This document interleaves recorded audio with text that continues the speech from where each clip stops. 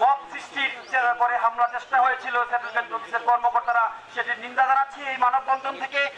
নিমন দেশ টিভি অনেকগুলো কিন্তু ভূমি সংক্রান্ত অনুসন্ধানী নিউজ করেছে, যা ঢাকায় সাভার আসলে ব্যাপক প্রশংসা রেখেছে।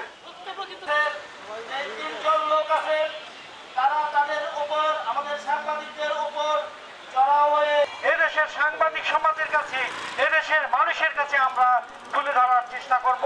এবং আমি নিজে থেকেই আমি অর্জন করেছেন সেই ধরনের একজন গণমাধ্যম কর্মীর নামে অহেতুক মিথ্যা বানোয়াট কল্পনাহীন দুর্নীতিবাজ, অর্থাৎ সেটেলমেন্ট অফিসের যে দুর্নীতিবাজ অফিসাররা ছিল, তারা কিন্তু যে দুর্নীতি করবে তাদের দুর্নীতির বিষয় কিন্তু আমরা জানাতে পারবো না, সেটি কিন্তু দেখেছি। দেশ টিভির সহ বেশ কয়েকজন সাংবাদিকের কিন্তু হামলা হয়েছে।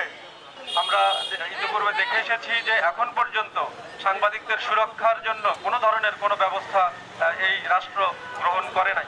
প্রশাসন লোক যখন পাবলিকের কাছে চাঁদা নেয় তখন আপনারা কোথায় থাকেন? আজকে মিথ্যা মামলা দিয়ে আমাদের সাংবাদিকদের হ্যারাসমেন্ট করতেছেন।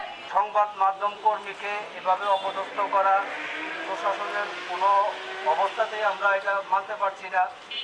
আমরা দেখেছি অফিসের ভিতরে চেয়ার উঁচু করে কিভাবে সাংবাদিকদের মারতে উদ্যত হয়েছিল সরকারি অফিসের দুর্নীতিবাজ কর্মকর্তারা। প্রশাসন জবাব চাই।